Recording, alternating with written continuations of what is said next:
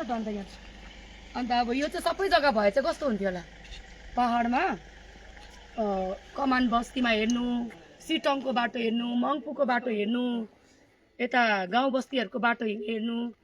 तर पनि कतिपय उहाँको समर्थकहरूले अलिकति के अरे अचार पिसेर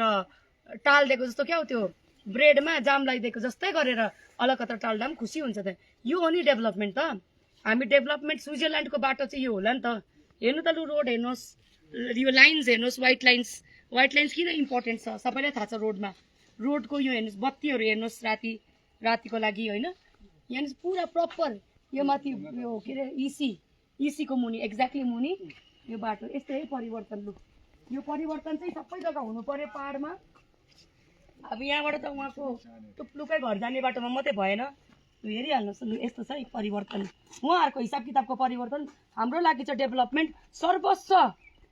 पहाडमा चाहिँ डेभलपमेन्ट हुनु पर्यो ढङ्गको हामी एज सच डेभलपमेन्टको एडभोकेसी बेसी गर्ने मान्छे होइन हामी राइट्स र अधिकारको कुरा गर्ने मान्छे हो फन्डामेन्टल राइट्स मौलिक अधिकार र चाहिँ अब कतिवटा जग्गामा काम गर्दा केस गर्दा चाहिँ यो देखाउनु हामीलाई सजिलो पर्ने रहेछ म त फर्स्ट टाइम आएको कि हाम्रो भाइहरूले लिएर त्यो टिस्टा बाढ पीडितको पैसाहरू त अब यतातिर लाग्यो होला यहाँ गर्ने कन्ट्र्याक्टर पनि को हुनुहुन्छ कति करोडको कन्ट्र्याक्ट हो यो पनि हामीले खोज्नुपर्छ कति करोडमा उनीहरूले यो सक्यो यो पनि त हामी यो बाटो बनाउनेले जति करोडमा जति गरेर काम गरेको छ उनीहरूले अरू बाटो पनि गर्नु